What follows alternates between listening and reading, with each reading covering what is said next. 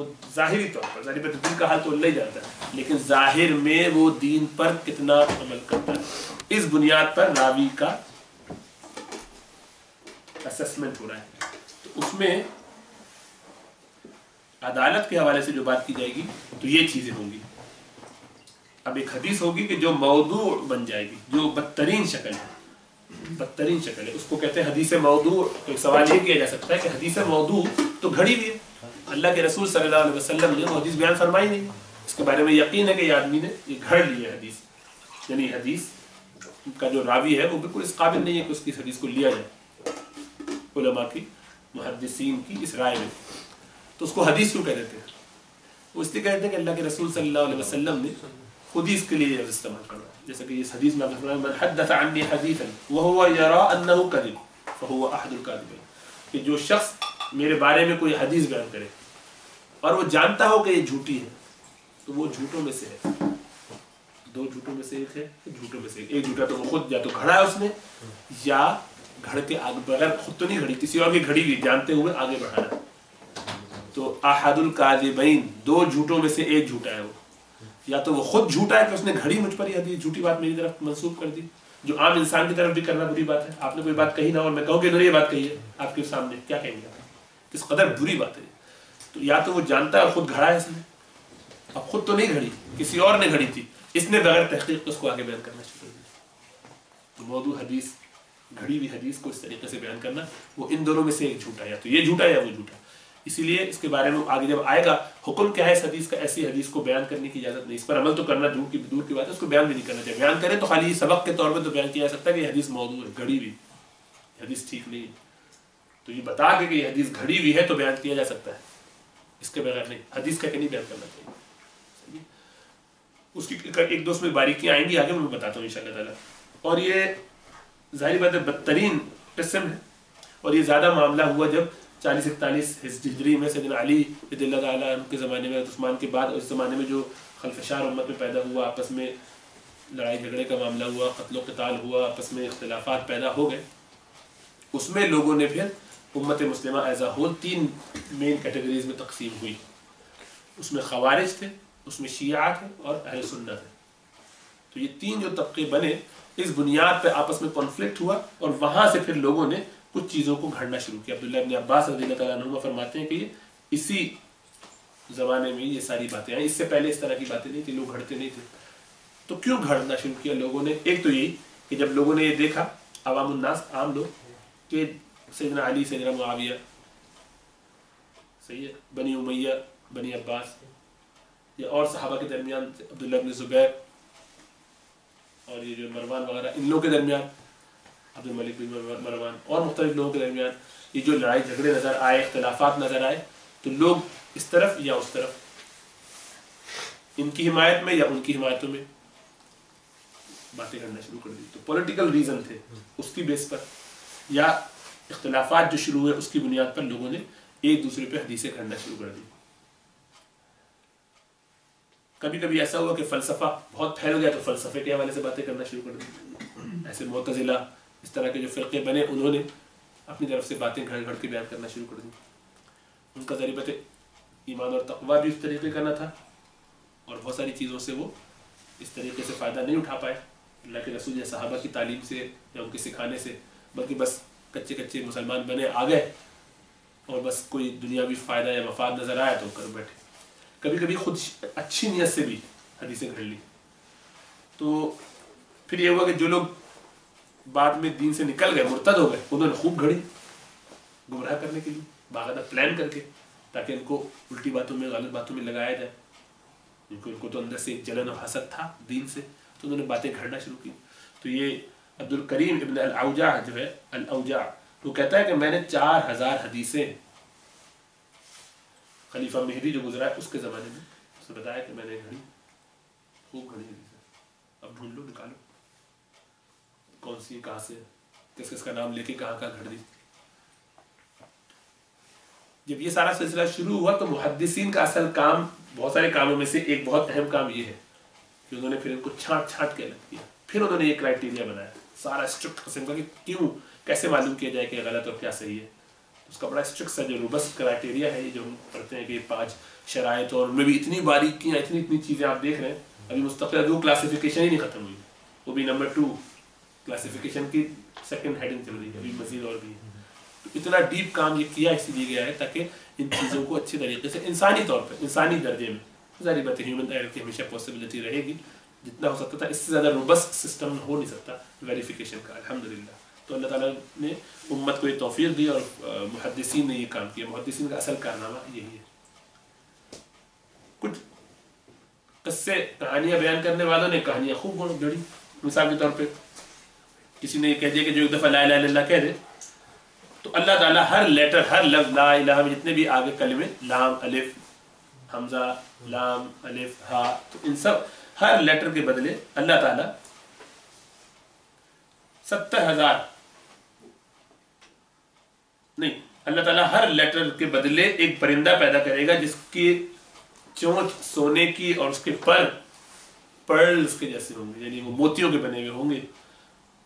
اب یہ شخص جو قصہ سنا رہا تھا جب اس نے یہ حدیث سنائی تو کہا کہ یہ مجھ سے یحییٰ ابن معین نے اور امام احمد بن حنبل نے, یہ 2 حدیث کے ٹاپ لیول کے امام ہیں, ان دونوں کے نام لیے اور کہا کہ ان دونوں بڑے اماموں نے ان سے میں نے ان سے سنا. تو ان کے نام لے کے کہا کہ ہم نے ان سے سنی یہ بات حدیث. لوگ بڑے محظوظ بھی ہوئے. دونوں ہی اتفاق مجلس میں موجود تھے جہاں یہ قصہ سنا رہا تھا. انہوں نے سن لیا, جا کے اس کو پکڑا تو کہنے لگا کہ نبی آپ کون ہیں؟ میں احمد بن حنبل ہوں اور یہ ابن معین ہے. تو کہنے لگے کہ بھائی میں 17 احمد بن حنبل اور 17 یحییٰ ابن معین کو جانتا ہوں. پھر ان کے اماں اباؤں کے نام بھی گنوانا شروع کیے, بتانا بھی شروع کیا. کہ اتنے لوگ موجود ہیں, آپ نے کیسے سمجھ لیا میں آپ کی بات کی؟ میں تو ان احمد بن حنبل ان یحییٰ ابن معین کی بات کر رہا ہوں. آپ جھٹلائیے. الٹا انہیں کو امبیرسمنٹ ہوئی کہ آپ سمجھ رہے کہ آپ اتنے بڑے آدمی ہوا, آپ اتنے بڑے آدمی نہیں, میں تو ان کی بات کر رہا ہوں. جھوٹ گھڑ دیا, بنا لیا, بس بنا لیا. اپنی بات کو وضاحت کرنے کے لیے, اپنی بات کو مضبوط کرنے کے لیے کہہ دیا. اب آپ روتے رہیے. جب ان سے کہا ان دونوں نے تو کہنے لگے میں تو 17 احمد بن حنبل کو جانتا ہوں. آپ کون سے والے ہیں؟ جی وہ جو عبد الکریم نے جو کہ 4 حدیثیں گنی کرنے والا کہ وہ پتہ کرو کون سی حدیث ہیں. نہیں یہ تو نہیں کہا, بس یہ کہا کہ بس میں نے تو گھڑ دیا, جاؤ بھگتو نکالو. اس میں یہ نا جو عبد الکریم نے جو روایت ہے اس کو چھوڑ دے امت. نہیں تو وہ ہاں تو وہ علماء نے نکالا کہ کیسے ہے. یہ تو کہیں کنفیس کر لیا, کہیں کنفیس نہیں بھی کیا. تو الحمدللہ علماء نے سارے نکال کے چھانٹ کے الگ کر دی. کوئی حدیث ایسی بچی نہیں کہ جو ضعیف اور موضوع ہو اس کو کہہ نہ دیا. وہ جو سسٹم ہے پورا, جب آہستہ آہستہ گزریں گے اس سے تو اندازہ ہوگا کہ کس طرح علماء نے اس کو نکالا. کبھی کبھی یہ بھی ہوا کہ بعض غالی قسم کے صوفیہ نے کچھ چیزوں کی ترغیب و ترہیب کے لیے چیزوں کو بڑھا کے بیان کر دیا, بہت زیادہ اہمیت دے دی کسی چیز کو جو کہ اتنی اہمیت نہیں تھی. اچھا بعض اوقات اس میں یہ بھی ہوا کہ لوگ اچھے جذبے کے ساتھ یہ کام کرتے تھے. یعنی یہ جو نوح ابن ابی مریم جو ہے اس کے بارے میں یہ آتا ہے کہ اس نے کہا کہ جب میں نے لوگوں کو دیکھا کہ یہ تو فقہ میں امام ابو حنیفہ کی کتابیں پڑھنے لگے, ان کا سارا فوکس تو امام شافعی کی فلاں کتاب پڑھنے پر ہے, ان کا فوکس تو اس پر ہے, یہ سارے تو ابن ہشام کی جو ہے وہ سیرت پڑھتے رہتے ہیں, قرآن تو پڑھتے نہیں ہیں. تو قرآن کی ہر آیت کی ہر سورت کے بارے میں شان نزول میں اس کی فضیلتوں میں حدیثیں گھڑنا شروع کر دیں. فلاں حدیث وہ فلاں قرآن کی آیت ایک دفعہ پڑھ لو گے تو اس کے لیے یہ ثواب, فلاں کر لو اس کا ترجمہ سمجھ لو, اس کی تشریح سمجھ لو, اس کی فقہ حاصل کر لو تو تمہیں یہ مل جائے. ہر قرآن کی صورت کے بارے میں یہ گھڑ گھڑ کے پیش کرنا شروع کر دیا. تو لوگوں نے جب پکڑا اس کو اور معلوم کہ کہاں سے تم تو غلط ہے, تو کہیں گے دیکھو نہیں, میں نے یہ جو گھڑی ہیں حدیثیں یہ اللہ کے رسول صلی اللہ علیہ وسلم کے خلاف نہیں گھڑی ہے بلکہ آپ کے حق میں گھڑی, تاکہ لوگ دوبارہ وہی چیز کرنے لگے, دوبارہ قرآن کے ساتھ جڑ جائیں. تو میں نے تو دین کے اندر ایک اچھا کام کیا ہے, پازیٹیو کام کیا ہے, اس کو باقاعدہ اس نے ڈیفینڈ کیا. ظاہر بات ہے یہ سب فتنہ اور شیطانی بات ہے, لیکن اپنے طور پر دل سے وہ بڑا مطمئن تھا کہ میں بہت اخلاص کے ساتھ یہ کام کروں. اخلاص تھا اس کا, اخلاص کا ہم کوشچن نہیں کر رہے, لیکن خلوص سے اس نے یہ کیا کہ لوگوں کو میں دوبارہ قرآن سے جوڑتا ہوں تو حدیثیں کر دیتا تاکہ لوگ دین پر تو آئیں, اور تو آئیں گے نہیں حدیثی کی سنتے ہیں, ہم یہ تو سنتے نہیں ہیں, تو اللہ کے رسول کا نام لے کے ان سے اچھے کام کروا لو. یا اسی طرح سے میں نے کہا کہ کچھ صوفیہ نے بھی جب یہ کیا کہ جناب کو ایسے چیزوں کے بارے میں اس کی فضیلتیں بیان کی تو لوگ وہ کرنے لگ جائیں. جیسے بولتے ہیں کہ یہ سورہ یاسین قرآن کا دل ہے, جو صحیح حدیث سے یا سند سے آ گیا تو وہ صحیح, ہر حدیث ایسی کوشچن نہیں کی جائے گی. جس کے بارے میں صحیح حدیث میں آ گیا ہے وہ ٹھیک ہے, یا ضعیف میں بھی آ گیا تو وہ بھی قابل اعتنا ہو سکتی ہے, لیکن گھڑی ہوئی حدیث پھر ظاہر بات ہے وہ قابل اعتراض نہیں ہوگی، اس پہ کوئی توجہ نہیں کی جائے گی. تو ہر حدیث پہ یہ سن کے فتویٰ آپ نہیں لگائیں گے، آپ معلوم کریں گے کہ یہ ٹھیک ہے کہ نہیں. اسی طرح عصبیت نے بڑا مسئلہ کیا. اب میں ایران پہ جب مسلمانوں کا ہوا غلبہ تو وہاں انہوں نے کیا یہ حدیث گھڑ لی کہ جب اللہ تعالیٰ ناراض ہوتا ہے تو عربی میں اتارتا ہے قرآن اپنے انبیاء کے اوپر. تو عربوں نے اس کے بدلہ اٹھا لیا، الٹا کہا کہ نہیں جب اللہ ناراض ہوتے ہیں تو فارسی میں اٹھاتا ہے. تو گھڑی جس کو جیسا موقع ملا تم مجھے کچھ کہو گے تو میں بھی تمہیں پلٹ کہوں گا. تو اس بنیاد پہ گھڑ ہے اپنے اپنے قبیلے کے فخر پہ تفاخر پر اور پرسنل ریزنز کے لیے بادشاہوں کی چاپلوسی میں ان کی شان میں کچھ بات کہہ دی. کسی کو کبوتر بازی کرتے دیکھا کسی بادشاہ کو تو شان میں کہہ دیا کہ وہ حدیث جس میں اور چیزوں کی فضیلت آئی ہے اس میں کبوتر بازی کا بھی اضافہ کر دیا. گھڑ سواری کی فضیلت تھی، فضیلت اس میں بھی ڈال دی تھوڑی سی، فرض کیجیے کہ ذرا سا بادشاہ خوش ہو جائیں گے تو وہ تھوڑا سا اضافہ کر دیا. تو کچھ چیزیں اپنی طرف سے ایک آدھ گھڑ کے ڈال دی فلیکشن کے لیے. یہ کسی کے بارے میں آتا ہے کہ ہریسہ بیچنا شروع کیا تو ہریسہ کی فضیلت میں حدیث سنا دی. ہریسہ بہت فضیلت کی چیز ہے، کھاؤ. یا کدو کے بارے میں بتا دیں کدو جو ہے اس کو کھانے کی بڑی اس کو جنت میں جگہ ملیں گے. ہاں تو اسی طریقے سے کبھی کبھی یہ ہوا کہ بزرگوں کے اقوال تھے، کسی کوئی اچھی بات تھی کسی وائز آدمی کی کسی حکیم کی، اس کو حدیث کر کے بیان کر دیا. یہ سب بھی چیزیں بنی وجہ. پتہ کیسے چلے گا کہ حدیث موضوع ہے؟ بہت ساری چیزیں اس کی سند میں بھی ہے، اس کے متن میں بھی ہوتی ہے. تو متن میں آپ کو اگر الفاظ رقیق سے ہوں، گھٹیا سے ہوں، خراب ہوں، جو اللہ کے رسول صلی اللہ علیہ وسلم کے معیار سے نعوذ باللہ فروتر لگتے ہوں کہ آپ اس طرح کی گفتگو نہیں کرتے، آپ نے کبھی اس طرح کی باتیں نہیں کی، فحش بات یا کوئی ایسی بات. دوسرا یہ کہ اللہ کے رسول صلی اللہ علیہ وسلم کا ایک نورانی قسم کا انداز ہے گفتگو کرنے کا. ہر آدمی کو جو کوئی ایک شخص کو پڑھتا ہے سنتا ہے اس کو کچھ عرصے کے بعد اسی کچھ کتابیں بار بار پڑھ لینے کے بعد ایک ذوق کا اندازہ ہوتا ہے، ایک ٹیسٹ ہوتا ہے خاص، اس میں ایک ٹچ ہوتا ہے. ہر انسان کی اپنی انفرادیت اس میں جھلکتی ہے، اس کے کلام میں، اس کے انداز میں، اس کے لہجے میں، ایون اس کی بعض اوقات چال ڈھال میں بھی کہ آپ دیکھ کے اندازہ کر لیتے ہیں کہ یہ آدمی فلاں کا ہے. تو اس کے شاگرد بھی پھر ویسے ویسے نکلتے ہیں، آپ دیکھ کے کہہ لیتے ہیں یہ ان کی لائن کا لگتا ہے، اس کے انداز بات کرنے کا یہ وہ ہے. ایک گھر میں آپ دیکھتے ہیں کہ ابا کی اولادیں ہوتی ہیں تو ان کے کہنے کا انداز پتہ چل جاتا ہے کہ یہ فلاں خاندان کا، ہاں یہ اس کا بھائی ہوگا، کیونکہ اس کو بولنے کا اسٹائل بالکل ویسے ہی پتہ چلتا ہے. ایک ٹچ سا آ جاتا ہے آپ کو. کچھ انسان میں یہ غیر مرئی قسم کی کچھ ایسی چیزیں ہیں جس سے وہ ایک دوسرے کو شناخت کر لیتا ہے. تو آپ لوگوں کو پتہ نہیں ذوق ہے اتنا کہ نہیں، لیکن اقبال کو جو لوگ پڑھتے ہیں ہم یعنی مجھے الحمدللہ کوئی اقبال کا اگر شعر میں نے نہ بھی سنا ہوا ہو اور آپ سنائیں تو مجھے اندازہ ہو جائے گا کہ یہ اس کا شعر ہے کہ نہیں. یعنی اگر مجھے شکار ہوگا نہیں جچتا نہیں، چیک کروں گا میں کہ یہ ہے کہ نہیں ہے.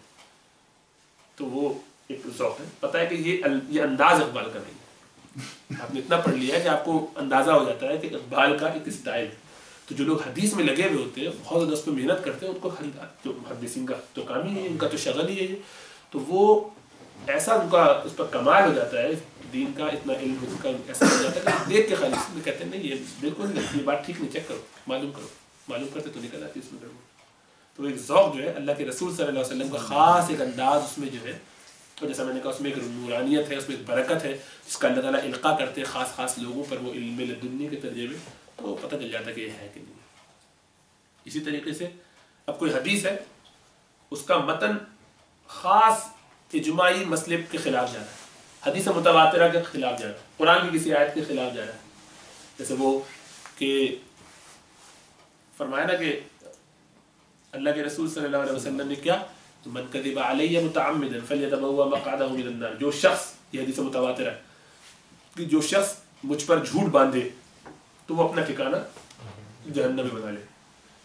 اب اس کو انہوں نے ایک حدیث یہ جو گھڑی ہے کیا گھڑی کہ جو شخص کوئی حدیث پیش کرے یا تمہیں کوئی حدیث ملے تو اس کو قرآن پر پیش کرو، اگر وہ قرآن کے مطابق ہو تو اس کو استعمال کر لو، اور اس سے کے خلاف ہو تو ریجیکٹ کر لو. مطلب وہ جو حدیث تمہارے پاس پیش کی گئی ہے یہ مت دیکھو کہ اس کی سند وغیرہ کیا ہے، یہ دیکھو کہ وہ بھلے گھڑی بھی ہو یا کچھ بھی ہو، ہے قرآن کے مطابق کہ نہیں. اگر قرآن کے مطابق ہے تو لے لو، اور قرآن کے مطابق نہیں ہے تو اس کو پھینک دو. تو اب یہ حدیث اس حدیث کے جو حدیث متواترہ پہلے سنائی میں نے کہ جو مجھ پر جھوٹ باندھے جان بوجھ کر وہ اپنا ٹھکانہ جہنم میں بنائے، اس کے خلاف پڑتی ہے تو ظاہر بات ہے ریجیکٹ کر دی جائے گی، ضعیف نہیں، موضوع ہو جائے گی بالکل.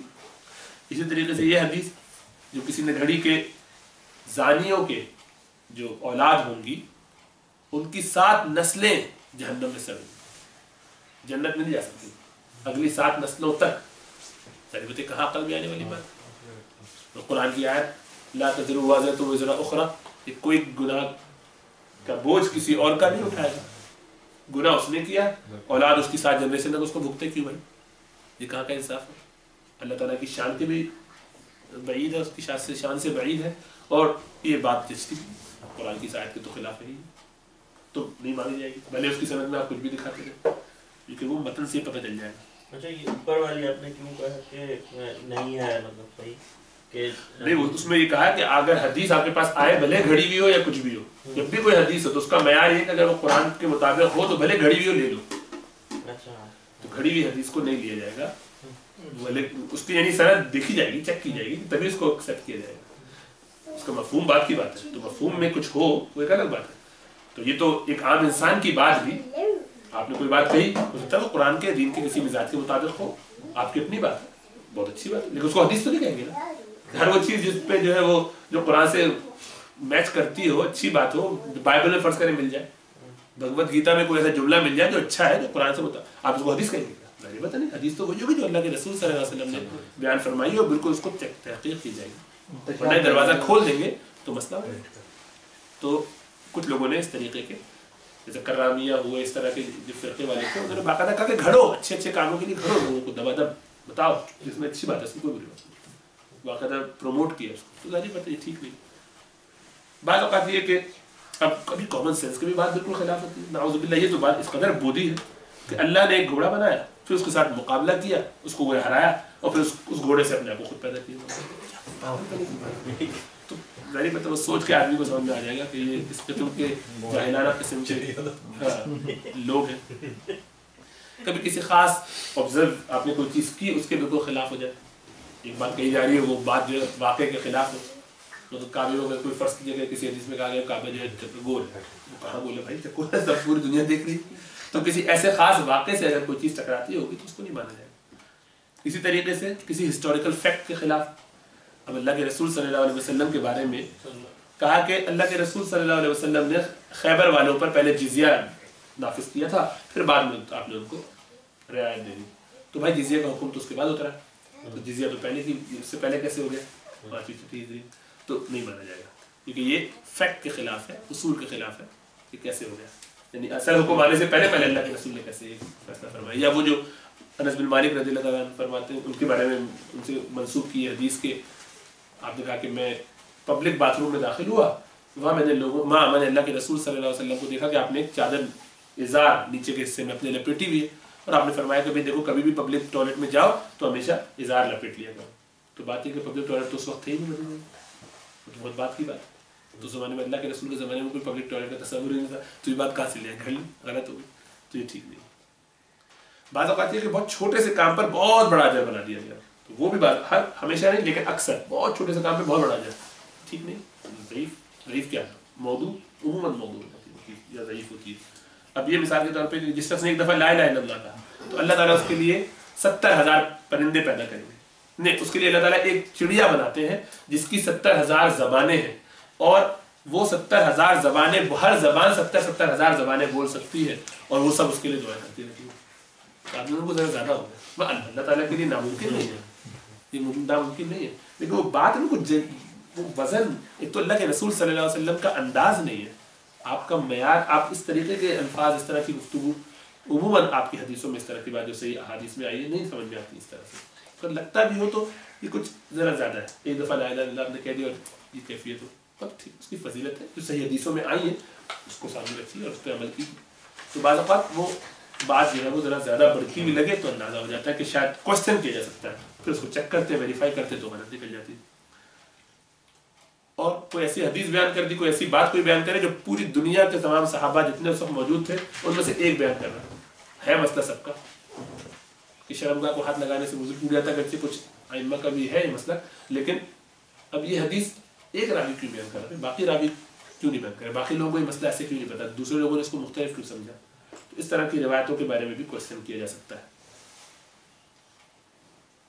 اسی طرح چین میں ایک راوی آ گیا, جیسی بھی بات ہوئی عبد الکریم نے اوجا کی بات ہوئی, یا یہ لوگ ہیں جو خاص طور سے پہچانے جا چکے ہیں, ابان بن جعفر نمیری, یہ ابو حنیفہ کے حوالے سے ان کی شان میں اس نے بڑی گھڑی सिराजु उम्मती अबू हनीफा के अबू हनीफा उम्मत के चिराग है। अब ये हदीस कह के अल्लाह के रसूल सल्लल्लाहु अलैहि वसल्लम से ये हदीस अबू हनीफा का नाम लेकर दूसरी हदीस की तरफ इशारा मिलता है कि आपने फरमाया कि फ़ारस की तरफ से अगर इल्म जो है वो सुरैया में भी हो तो अल्लाह ताला यानी ऐसा बंदा कोई फ़ारस में पैदा फरमाएंगे कि जो उसको भी पहुँच जाए, वहाँ तक भी पहुँच जाए। तो कुछ लोगों का कहना है कि ये शायद अबू हनीफा की शान में हो, और तो कोई बईद भी नहीं अगर वो सही सनद जो है उसकी काबिल इतना है और यानी ज़ोफ़ हो चलो लेकिन घड़ी भी ना हो। लेकिन ये हदीस जो है जारी पते इसमें अक्सर की राय यही है कि ये हदीस घड़ी है। ये इब्राहिम इब्न ज़ैद अल-अस्लमी जो है ये इमाम शाफ़ी की शान में घड़ते रहे उसके ज़माने में। जाबिर इब्न यज़ीद हो गए इसी तरीके से, अहमद इब्न अब्दुल्लाह जुवैबारी और मोहम्मद इब्न शजा अस-सल्जी। तो ये सारे लोग जो है और भी बहुत सारे लोग हैं कि जिनके नाम आइडेंटिफाई हो गए कि ये घड़ते हैं, उनको साइड में कर दिया जाए। बाद वक़्त रावी का जो वक्त है कब था, किस ज़माने में था, उससे अंदाज़ा हो जाता है कि ये जो साद इब्न तरीफ उसने हदीसें जब घड़ी अपने बेटे के लिए, तो पता चल गया उसने खुद कहा भी कि वाकई लाइफ इवेंट हम जानते हैं कि इसके बेटे को वाकई में पढ़ के सुनाता हूँ, वो भी दिलचस्प है कि ये साहब पहुंचे साद इब्न तरीफ के साथ बैठे हुए थे तो अबू अब्दुल्ला हाकिम ने सैफ बिन उमर तयमी से रिवायत किया कि वो कहते हैं कि हम लोग साद बिन तरीफ के साथ बैठे थे कि उसका लड़का मकतब से रोता हुआ आया। तो साद ने रोने का सबब पूछा तो उस लड़के ने बताया कि उस्ताद ने मारा है। उस पर साद ने कहा कि आज मैं इन लोगों को रुस्वा करूंगा, असातिज़ा को, मौलवियों को। चुनांचे एक हदीस बना डाली कि हद्दसनी इकरमा ने मुझसे फरमाया अन इब्न अब्बास, उन्होंने अब्दुल्लाह इब्न अब्बास रज़ियल्लाहु तआला अन्हुमा से रिवायत किया मरफूअन, ये भी कहा तो वो अल्लाह के रसूल से रिवायत करते हुए नाऊज़ु बिल्लाह। मुअल्लिमू सिब्यानकुम शरारकुम, तुम्हारे बच्चों के जो उस्ताद होते हैं, असातिज़ा टीचर उनके, वो बहुत बुरे लोग हैं, तुम्हारे लोगों में सबसे बुरे हैं। अक़ल्लहुम रहमतन लिल यतीम, यतीमों पर बहुत कम रहमत करते हैं वो अग़लज़हुम अलल मसाकीन, और मिस्कीनों पर बहुत सख्ती करते हैं, बहुत शदीद होते हैं उन पर। ये घर दिन के खिलाफ तो मोहल्ले में जाए छुपते फिर रहे जाए हमारे खिलाफ। तो ये लोग किया करते थे वाक़या। मोहम्मद इब्न हज्जाज, वो मैंने बताया पहले कि हदीसे की फेवर में उन्होंने हदीस घड़ ली, तो लोग ये करते थे। बात औक़ात ये होता था कि वाक़या ज़िंदगी में कि भाई कब का वाक़या है तो सिमा साबित है कि नहीं। तो महमूद इब्न अहमद हिरवी कहते हैं, उन्होंने कहा कि मैंने हिशाम बिन अम्मार से हदीस सुनी है, हिशाम बिन अम्मार से हदीस सुनी। तो हाफिज़ इब्न हिब्बान जो है, सही इब्न हिब्बान वाले, उन्होंने उससे पूछा कि तुम शाम में कब दाखिल हुए, मुल्क शाम में तुम कब गए थे? तो उसने कहा कि मैं 250 हिजरी में गया था। इस पर हाफिज़ साहब ने फरमाया कि शाम जिससे तुमने रिवायत कर रहे हो उनका इंतकाल तुम्हारे शाम पहुंचने से 5 साल पहले हुआ था, तुम उनसे रिवायत कैसे कर रहे हो? वो घड़ी तुमने अपनी तरफ से है। इसी तरह अब्दुल्लाह इब्न इसहाक़ किरमानी ने कहा कि मोहम्मद इब्न याकूब से रिवायत वो नकल करते हैं, कहते हैं हाफिज़ अबू अली नीशापुरी उनके पास आए और उनका सने विलादत मालूम किया तो उसने बताया कि 251 है। तो हाफिज़ अबू अली ने कहा कि मोहम्मद बिन याकूब ने तो तुम्हारी विलादत के 9 साल पहले ही वफ़ात पा ली थी, यानी तुमने उनसे किस तरीके से ये बात नकल की। तो इस तरीके से अंदाज़ा हो जाता है कि यार ये आदमी ठीक नहीं है, इससे रिवायत कर रहा है, झूठ बोल रहा है, क्योंकि इससे झूठ पता चल गया ना जब आपने कहा कि मैंने उससे रिवायत किया। अब तदलीस में क्या होता है, तदलीस में रावी खुल के ये बात नहीं कहता कि मैंने उससे सुना है, वो ऐसा सीगा इस्तेमाल करता है, ऐसा लफ्ज इस्तेमाल करता है या रावी को उमिट कर देता है, गोया उसको हाइड करता है।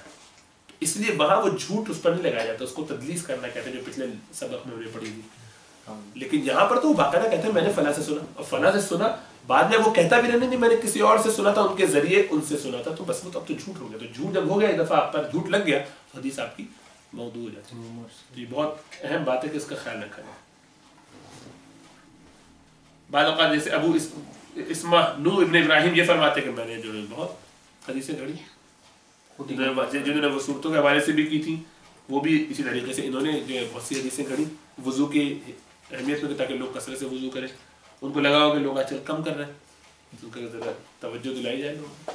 तो लोग अच्छे जज्बे के साथ बाज़ औक़ात ये काम करते थे, बाज़ औक़ात गलत जज्बे के साथ। अब ये हदीसें, इसकी 2 मिसालें। इन्ना बिलालन काना युब्दलु शीन फिल अज़ानी सीनन, के बिलाल रज़ियल्लाहु अन्हु के बारे में बड़ी मारूफ सी बात सुनी हुई कि वो शीन को सीन पढ़ते थे, असद वल्लाह, लेकिन हदीस मौदू है। मुल्ला अली कारी रहमतुल्लाह ने इस हदीस को मौदू करार दिया और लिखा है अपनी किताब में। हालांकि ये तो बड़ी मशहूर शायद बहुत बड़ी मशहूर बात है कि और बहुत सी हदीसें हैं, वो कभी मौका होगा तो उसको देखेंगे और बड़ा लुत्फ आता है उसको पढ़ के, यार ये बातें इस तरह से फैलाई हुई हैं लोगों में जो मौदू है और खड़ी गई। ये अली खैरुल बशर मन शक्क फीही कफर, अली बशर में सबसे अफजल है, जो इसमें शक करे वो काफिर है। तो ज़रा तो अंदाजा होता है शियों ने घड़ी ऐसा भी हुआ। इसी तरीके से शक जज्बातियत में सुन्नी, हाँ सुन्नियों ने इसी तरीके से शियों के खिलाफ घड़ी, ऐसा भी हुआ क्योंकि मौका मिला तो उन्होंने हज़रत अली के खिलाफ या मुआविया की शान में बढ़ा के किया, तो दोनों तरह की बात है। तो लोगों ने ये किया। इसी तरह से मकतब फ़िक्र वालों ने भी, हनफी बात जज्बाती हो गए तो उन्होंने शाफियों के खिलाफ लिख दिया कि बदतरीन इंसान तुम्हारी दुनिया में मोहम्मद इब्न इदरीस, जो इब्लीस के रास्ते पर इदरीस और इब्लीस का काफिया में ला के बना दी हदीस, अपनी शान में एक हदीस इधर घड़ ली उनके खिलाफ। उसी तरह तो मुकाबलों में नहीं पता ऊपर के उलमा नहीं, अवामुन नास इधर उधर के कुछ जुहला रफ़ैदैन की हदीसें हम जानते हैं, सही हदीसें मौजूद हैं, आइम्मा ने कभी उस पर इख्तिलाफ नहीं किया। या बड़ा कॉमनली सुना हुआ कि वो रफ़ैदैन तो इसलिए करते थे कि बुतों में बगल में बुत रखते थे और फिर ताकि वो बार बार उग गए जाए। अजीब बेतुकी घड़ी हुई बात, बिल्कुल ही बेहुदा गुफ्तगू। या ये कि जिसने ऐसा किया उसकी नमाज नहीं होगी, तो इस तरह की हदीसें घड़ के तो लोग दोनों तरफ ये तशद्दुद का मामला करते रहे हैं अपनी बात को साबित करने के लिए। अच्छा, इसके ऊपर बहुत सारी किताबें उलमाए कराम ने लिखी और जमा की हैं, तो चंद के मैं नाम बताता हूँ आपको ताकि अंदाजा हो। तज़किरतुल मौदूआत, ये अबुल फजल मोहम्मद बिन ताहिर मक़दसी, मुतवफ़ा 507 हिजरी में, हिजरत के 507 साल बाद उनका इंतकाल हुआ। इन्होंने जो है हुरूफ तहज्जी के हिसाब से अल्फ़ाबेटिकल ऑर्डर में इसको किया, जो बहुत अच्छी किताब है। अल मौदूआत फ़िल अहादीस अल मरफ़ूआत, ये इमाम जौज़क़ी ने किया है कि जो 543 में उनका इंतकाल हुआ। मौदूआत अल कुबरा अब्दुर्रहमान इब्न अल जौज़ी, इन्होंने ये किताब लिखी 4 जिल्दों में। अब उनका ये है कि ये बहुत पुरतशद्दुद है। इनका मामला ये था कि अक्सर सही हदीसों को भी, हसन हदीसों को भी ज़ईफ़ डाल देते थे, बहुत शिद्दत थी। तो इसलिए इनकी जब भी हदीस कभी आपको मिले कि इमाम जौज़ी ने, अब्दुर्रहमान इब्न अल जौज़ी ने किसी हदीस को ज़ईफ़ कहा है तो उस पर बहुत मुहतात होना चाहिए। इसी तरह जब भी किसी को मौदू कहें या ज़ईफ़ कहें तो उसको चेक कर लेना चाहिए कि वाकई है कि नहीं, क्योंकि ये ओवर एम्फेसाइज करके हदीसों को रिजेक्ट करते हैं। इनके बिल्कुल बरक्स इमाम हाकिम है, वो अक्सर बहुत रिलैक्स्ड होते हैं, तो वो उमूमन ज़ईफ़ हदीस को सही करार दे देंगे। तो वो उनका भी जब मामला है कि जब वो किसी चीज़ को कहें कि ये हदीस सही है या हसन है, उसको भी चेक करना चाहिए, वेरीफाई करना चाहिए। यानी ये दो लोग हैं जो एक्सट्रीम में है काफ़ी दोनों तरफ, और बीच में जो उनका तसाहुल कहते हैं कि बड़ा तसाहुल है उनका, इसमें उनका तशद्दुद, उनका तसाहुल यानी लेजीनेस इस मामले में, बहुत बड़े इमाम करते हैं, लेकिन इस मामले में ज़रा रिलैक्स है उनका मामला। और बीच के जो लोग हैं उनमें ज़रीबत मुख्तलिफ ग्रेड्स हैं, इमाम बुखारी, इमाम मुस्लिम, इमाम मालिक, ये बड़े ऊँचे दर्जे के मुहद्दिसीन हैं कि जिनका बहुत हाई क्लास है, और बाकी साहित्य के जितने अकाबिरीन हैं ये सब भी बहुत ऊँचे दर्जे के लोग हैं। फिर उनके साथ आहिस्ता आहिस्ता आहिस्ता नीचे बात आती चली जाती। इमाम अहमद बहुत बड़े इमाम हैं। अच्छा, ये जौज़ी वो हैं जो अबू अली, हाँ तो हाँ, जो हमारा जौज़िया इंस्टीट्यूट है वो उन्हीं के नाम पर, अब्दुर्रहमान बिन अल जौज़ी के ही नाम पर। हम्बली फ़िक़्ह के बहुत बड़े इमाम गुजरे और बहुत अच्छे, नहीं तशद्दुद उनका अपनी जगह, लेकिन बहुत बड़े आलिम और बहुत बड़े फ़क़ीह और बहुत बड़े मुहद्दिस, पॉलीमैथ थे लोग के, बाकायदा जिसे कहते हैं ना, हर फील्ड में हर शोबे के अंदर उन्होंने लिखा भी और बहुत काम भी किया, बहुत गहरा है। मुल्ला अली कारी जो है उनकी अल मौदूआत अल कुबरा या अल मस्नू फ़ी मारिफ़त अल हदीस अल मौदू, ये दोनों किताबें बड़ी ज़बरदस्त हैं। इमाम सुयूती की बड़ी किताबें इस हवाले से 3-4 किताबें हैं। मौजूदा ज़माने चंद 2 सदियों पहले जो है अल फ़वाइद अल मजमूआ फ़ी अहादीस अल मौदूआ, क़ाज़ी अली शौकानी, मोहम्मद बिन अली शौकानी जो है उनकी है, 1255 में इनका इंतकाल हुआ, लेकिन इनका भी थोड़ा सा मामला तशद्दुद का है। और अब्दुल हई अल-लखनवी जो है हमारे, इनका बड़ा ज़बरदस्त कारनामा है अल अहादीस अल मरफ़ूआ फ़िल अख़बार अल मौदूआ, ये 1305 में इंतकाल हुआ। इमाम सखावी की किताबें, तो काफ़ी लोगों ने इस हवाले से लिखा। तो इंशाअल्लाह ताला ये पूरा एक इल्म है, इस पर बाकायदा उलमा ने काम किया हुआ। एक दो अहम बात, अब ये हदीस मिसाल के तौर पर अल्लाहुम्मा अय्यिदल इस्लाम बिअहादिल उमरैन, ये हदीस मौदू है। ऐ अल्लाह दो उमरों में से एक से इस्लाम की मदद फरमा। ये हदीस अल्लाह के रसूल सल्लल्लाहु अलैहि वसल्लम की मौदू है। अबू जहल जिसका नाम क्या था, अम्र इब्न हिशाम और उमर बिन खत्ताब, तो दोनों को मिला के उमरैन कर दिया। ये हदीस मौदू है, सब सुनते सुनाते चले आ रहे हैं। अच्छा, बिल्कुल। तो अब इसमें असल क्या है? असल क्या है? असल में ये बात मैं ये नुक्ता समझाना चाह रहा हूँ। बाज़ औक़ात होता है कि एक हदीस का एक तरीका है, जिस चेन से ये आई है इस चेन में रावी झूठा है, एक आ गया है, एक कज़्ज़ाब आ गया है, एक गलत रावी आ गया, या मुत्तहम बिल्किज़्ब था वो आ गया, कोई ऐसा बंदा आ गया, तो इस वजह से ये हदीस इस चेन में ज़ईफ़ है।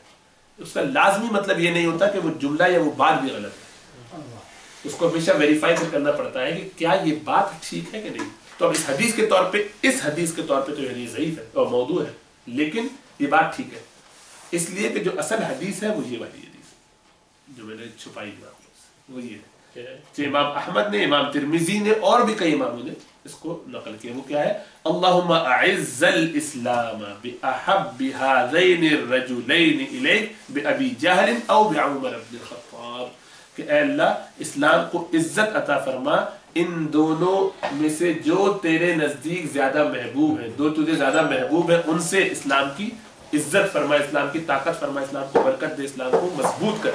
अल्लाह इस्लाम को मजबूत कर इन दोनों में से किसी एक के जरिए जो तुझे ज्यादा महबूब हो, अबू जहल या उमर बिन खत्ताब। अब बात जो हम कहते हैं या सुनते हैं वो हदीस ये है, इस सनद से बिल्कुल ठीक है, सही है, लेकिन वो हदीस जो ऊपर आई जिसकी सनद जो वदा है मौजूद, वो हदीस ज़ईफ़ हो तो मौदू होगी। समझ में आया? तो बाज़ औक़ात ये होता है कि कोई जुमला सुन लिया आपने और आपको लगा कि ये मौदू था, अब आपने जनाब फौरन ही इसको क्रिटिसाइज किया, नहीं, ऐसा नहीं। यानी ये काम बिल्कुल आपका जिम्मा नहीं है ना मौदू, क्योंकि जिस तरह ये बात गलत है कि अल्लाह के रसूल सल्लल्लाहु अलैहि वसल्लम पर कोई बात घड़ी जाए, उसी तरह ये बात भी उतनी ही गलत है कि अल्लाह के रसूल सल्लल्लाहु अलैहि वसल्लम की कही हुई किसी बात को कहा जाए कि आपने नहीं फरमाया। इसलिए एहतियात, हज़र चीरा जस्ता, ज़रा हाथ रोक के चले, कि बहुत ज़्यादा जज्बाती होकर न करें, हर बात को ज़ईफ़ मौदू न कर दें, बल्कि ये देखें कि एक तो किसने कही है मौदू, बाकी अइम्मा की क्या राय है, क्योंकि जरह व तादील पूरा इल्म वो आएगा इंशाअल्लाह ताला, तो उसको डिस्कस करेंगे। तो हदीस मौदूआ हमें बहुत एहतियात करना चाहिए। फाइनल उसका हुक्म क्या है, ऐसी हदीस को बगैर ये बताए हुए कि ये मौदू है ऐसे नरेट करना जायज़ नहीं है। कोई हदीस घड़ना तो बिल्कुल भी जायज़ नहीं है। इसलिए जब आपको न पता हो तो न कहें। इसीलिए उलमा कराम ये कहते हैं कि किसी हदीस को जिस किताब से आप रेफर कर रहे हो उस किताब का नाम लेके बयान करना है। आप ये कहें कि मैंने ये हदीस बुखारी से पढ़ी या मुस्लिम से पढ़ी, अगर याद नहीं है तो आप कहें कि मैंने शायद ये हदीस हो, मुझे नहीं पता, मैं तहकीक करके बताऊंगा, मुझे लगता है कि मैंने किसी किताबें पढ़ी लेकिन अब याद नहीं, मत करें। अगर आपको नहीं पता है, रेफरेंस नहीं मालूम तो ना बोले, क्यों अपने आपको फंसाते हैं, सही है। तो आप ये मुझे पता नहीं है लेकिन जब मैं तहकीक करके बताऊँ, वेरीफाई कर ली, मालूम कर ली। तो ये बहुत ज़रूरी है कि हम इसमें एहतियात करें।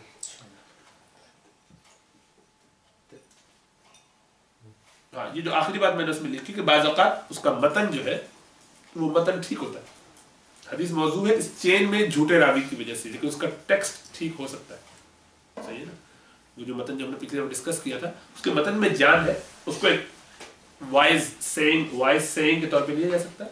इसी हकीमी बात है कि भाई जिस पर तुम एहसान करो उसके शर से बचो। तो उसमें ये शर भी कि तुमने एहसान कर दिया उस पर, हो सकता है कि वो पीछे ही पड़ जाए। बाद लोग कम्बल हो जाते ना, उसके बाद आपने एक दफ़ा किसी को दरवाजे पे बुला के गरीब था, मदद कर दिया, अब वो आदि मुजरिम बन गया, हर थोड़ी देर बाद वो नशा करता है, वापस आ जाता है आपके पास। तो आपके लिए मुशक्कत बन गया जब आप उसको बार बार, और वो इस्तेमाल उसको हराम में कर रहा है, फ़र्ज़ कीजिए किसी गलत काम में कर रहा है, तो अब आपके लिए मुसीबत होगी कि मैं 4 दफ़ा दीजूँगा, 5वें मना कैसे करूँ, फिर अमल नहीं। या एहसान करने के नतीजे में आपने उस पर एहसान किया, वो आपका हक से हसद करने लग गया, अच्छा इसके पास इतना है, ये मुझे इतना दिया, बड़ी बात है।